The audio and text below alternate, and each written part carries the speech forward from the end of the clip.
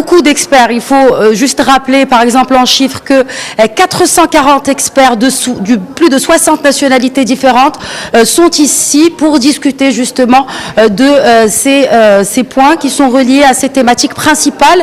Alors, en prélude de l'événement qui vient donc de commencer aujourd'hui, ce matin a été présenté, et comme le veut la tradition depuis 6 ans, le rapport annuel des Atlantic Dialogues, Atlantic Currents.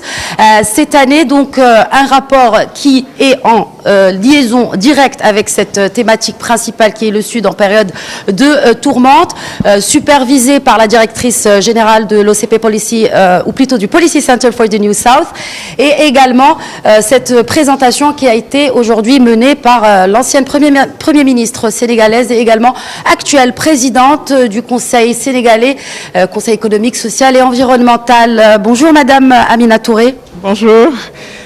Alors, 9 chapitres de ce rapport que vous tenez dans vos mains, Atlantic Currents, The South in the Time of Turmoil, le Sud en période de tourmente. Alors, c'est l'un des objectifs, n'est-ce pas, de ces Atlantic Dialogues, de regarder le monde entier d'une perspective du Sud.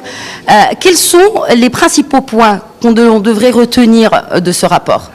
Oui, j'ai avec plaisir fait la note d'introduction de cet ouvrage et je peux vous dire qu'il est structuré en 9 grands chapitres avec de très beaux articles. J'invite tout le monde à le lire. Nous abordons des questions comme le leadership féminin, des questions sur la gouvernance, sur la sécurité. Et en résumé, moi, ce que je retiens de cet ouvrage, et nous avons des contributions qui nous viennent de plusieurs parties du Sud, de l'Amérique latine, de l'Afrique, c'est cette perspective que le dialogue Atlantic Dialogue offre, parce que souvent nous faisons l'objet d'observations et l'objet d'études du reste du monde. Donc il était temps que le Sud donne ses analyses sur justement comment le monde marche. Et il ressort de cet ouvrage une analyse très claire des défis, mais également beaucoup d'optimisme. Et c'est ce qu'il nous faut. Nous considérons qu'il y a une tourmente mondiale, mais ce qu'il faut aussi savoir, c'est que ce n'est pas la première fois dans l'histoire des hommes et des femmes. Chaque période a eu ses moments difficiles, de doute, et généralement, ils enfantent un meilleur avenir pour tout le monde. Aujourd'hui, en Afrique, nous avons une population jeune. 70% de la population africaine a moins de 35 ans, et je crois que c'est le cas également du Maroc où nous sommes.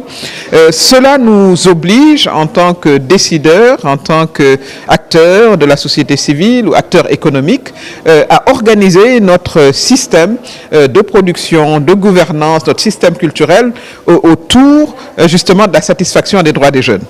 Parce que c'est eux la grande majorité. Et la démocratie, c'est satisfaire quand même les besoins de la grande majorité, sans oublier évidemment les autres secteurs, les personnes vivant avec un handicap, les femmes qui représentent la majorité de la population mondiale, doivent être beaucoup plus impliqués justement dans les questions de gouvernance. Au Sénégal, nous avons le plaisir d'être 48% à l'Assemblée nationale.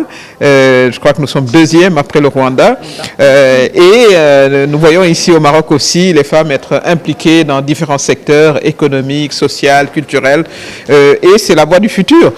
Aujourd'hui, moi, je vois une grande alliance entre les jeunes et les femmes, qui est pour booster justement ce Sud qui a son avenir devant lui. C'est comme ça que moi je vois les choses. Nous avons le reste du monde qui vieillit, le Sud est jeune, et nous devons utiliser justement cet avantage-là économiquement, du point de vue de la technologie, pour voilà, compétir voilà, de manière équitable. La question également des inégalités est posée dans cet ouvrage. Nous souffrons voilà, d'un monde où le fossé social, le fossé entre ceux qui gagnent beaucoup d'argent et ceux qui n'en gagnent pas du tout a tendance à s'élargir. Donc la question de la justice sociale doit revenir au cœur de nos politiques. Nous devons avoir une prise en compte très effective des groupes vulnérables, parmi lesquels on compte de nombreux jeunes. Et c'est ça le gage de stabilité pour le futur, dans le Sud, dans le Nord et pour toute l'humanité. Merci beaucoup Aminata Touré, en tout cas de nous avoir résumé un peu le contenu de ces Atlantic Currents, rapport, je le rappelle, annuel de Policy Center for the New South, rapport parmi d'autres, n'est-ce pas, qui traite de ces questions du Sud, vues par le Sud, vues par des experts du Sud, des deux côtés de l'Atlantique, mais aussi d'Europe et bien naturellement de notre continent africain. Bien sûr, Médien TV continue et continuera de vous livrer une couverture spéciale de ces 8e Atlantic Dialogues tenus ici à Marrakech. À vous, Kautar.